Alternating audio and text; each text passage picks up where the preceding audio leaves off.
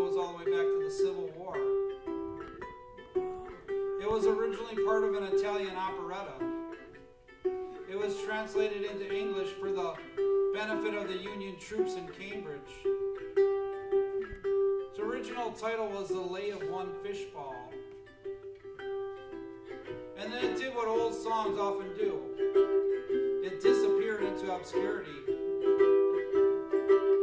Two New York songwriters, Hy Zerrett and Lou Singer, somehow got wind of this old melody and this old tune, totally rewrote it, reworked it, made it their own. It wasn't long before the great African-American blues singer, Josh White, was performing it.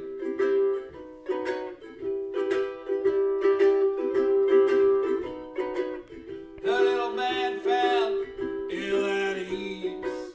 He said, "Some bread, sir, if you please." The waiter hollered down that hall, "You gets no bread with one meatball, one meatball, no spaghetti, one meatball, a little la-da-da, one meatball, no spaghetti, well, he could afford but one meatball."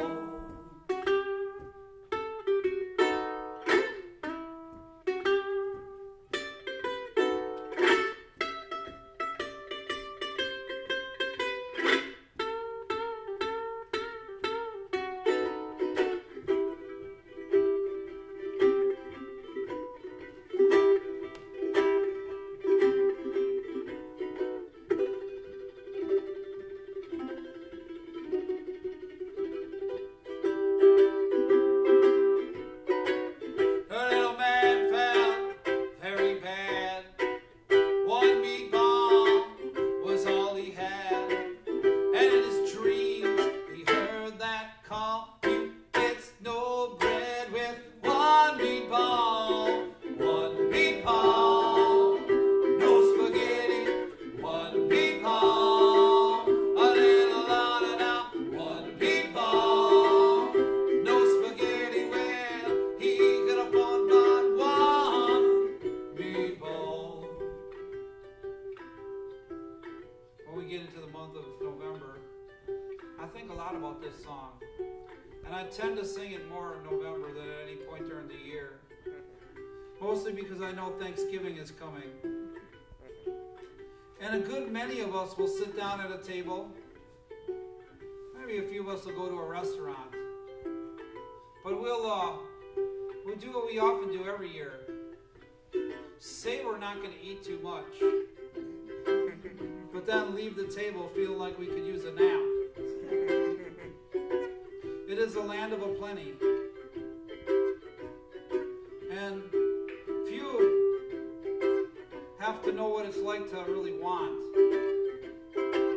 When you spend as much time as I do out on the road, not only do you see the hard-pressed, hard-hit folks of your own hometown, but you see those little men standing by the freeway